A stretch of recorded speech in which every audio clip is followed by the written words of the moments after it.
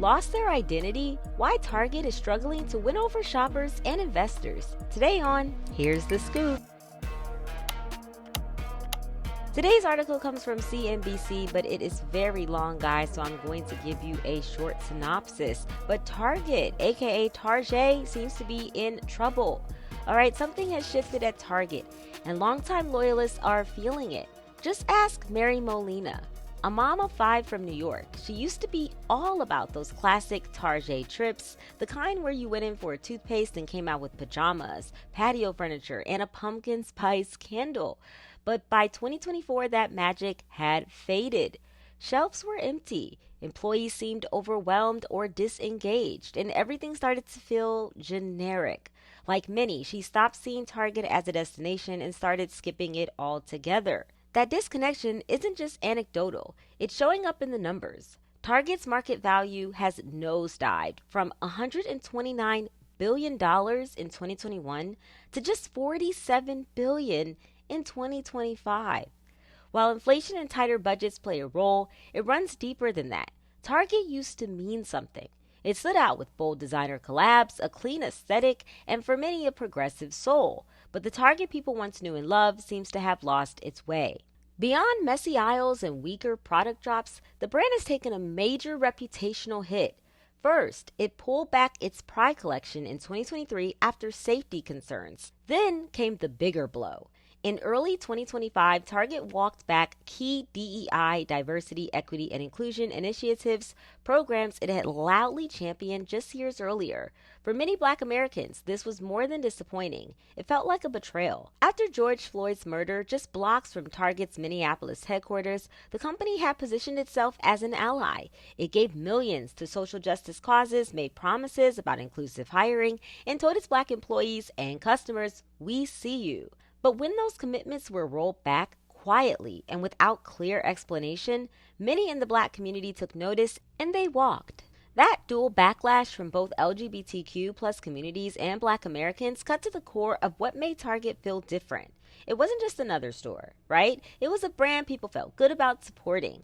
But when a company that once prided itself on inclusion starts pulling back from those values, it raises real questions about who it's for now and who it's leaving behind.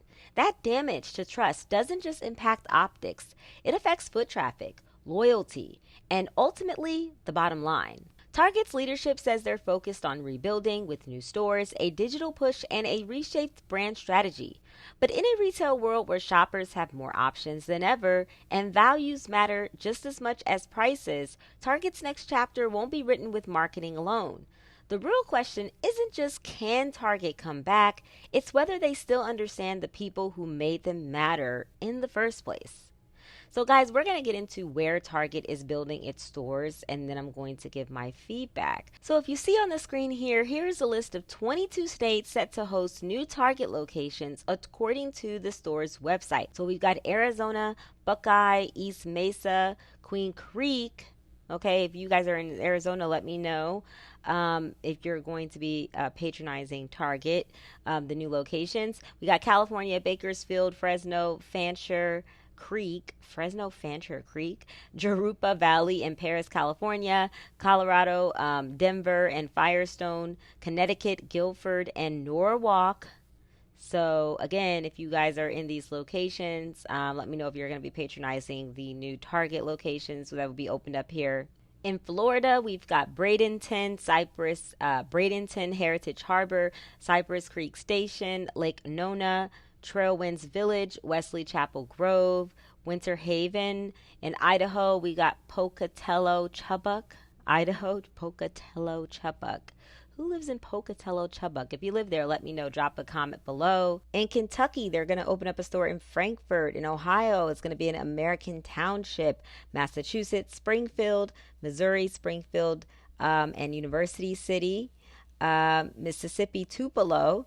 North Carolina, Fuqua, Varina. I think this is Fuqua or Fuquay. Varina, let me know below in the comments. Mebane, Myrtle Grove, Selma. This is all in North Carolina. Nebraska, it's going to be Grand Island. New Jersey, Flemington. West Orange, New York. Bridgehampton, Queens, Pennsylvania. Wisconsin Township, South Carolina. Indian Land. Lexington and Seneca, South Dakota, Brookings, Texas, Dallas, Texas and Wynwood Village, Fort Forney, Fort Worth, Katy, Heritage, Little Elm, and Stafford, Utah, Harriman, and Logan, Virginia, South Riding, and Wisconsin, Brown Deer. So let me know if you guys are planning to go and check out these new Target locations when they open, or if you have just stopped shopping at Target and you're just like, hey, I'm good. And let me know what you guys think about this in the comments. Target, I definitely think they've lost their luster, honestly.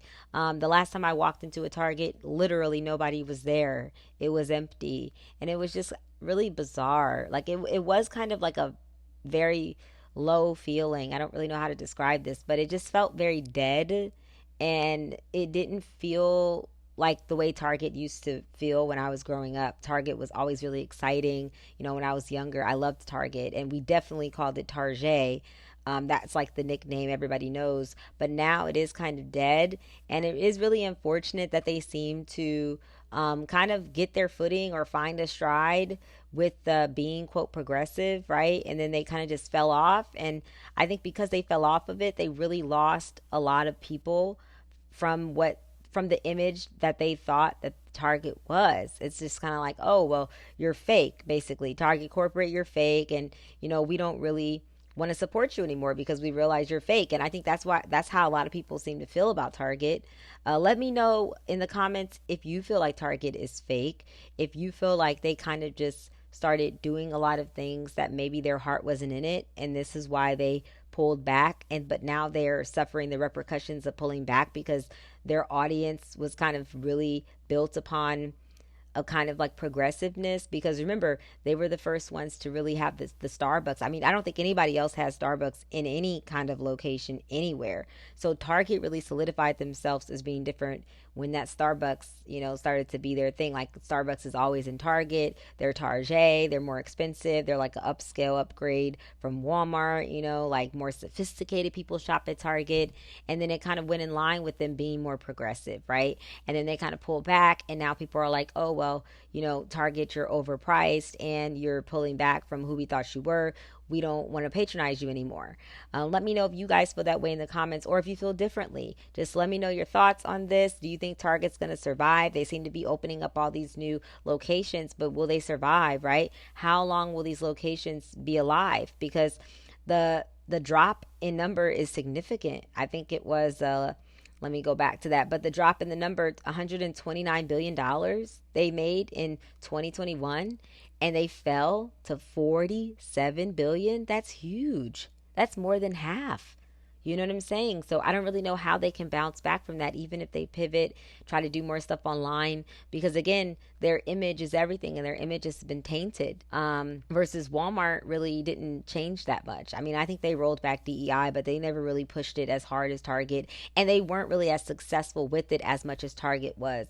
I remember reading an article where they were talking about how successful a lot of the minority businesses were in Target and how well they were doing, and how a lot of them, the owners of these businesses, got mad because Target had ordered all these products from them, but then when they were pulling back with the DEI, they were basically telling these people, hey, well, you know, you're going to have to pay us because we're not going to sell this anymore. But it's like, why aren't you selling it anymore if you already paid for it? And if it's selling, like, it doesn't make any sense. So again, it seems like Target Corporate has really made a lot of blunders, and they're paying for it. And even if they're going to build these new Targets, will they stand? Will they last? Who will go? Right? If the prices keep going up, you know, people always know Walmart.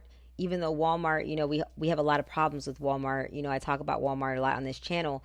Walmart is known as the low value leader. And even though they're not always giving you lower value or a better price nowadays, people, that's ingrained in their brain because of the slogan, because of the marketing and the advertising. So people are always going to say, hey, you know, I think I'm going to go to Walmart for this because it's going to be like $5 cheaper. And usually it is, you know, even till this day, even though Walmart prices have gone up, it's still cheaper than Target. I've definitely gone to Target, price stuff, and gone to Walmart, and it was like $10 cheaper sometimes. So that's why Walmart's not having the problems that Target is having. So let me know what you guys think about this in the comments. I can't wait to hear. And until next time.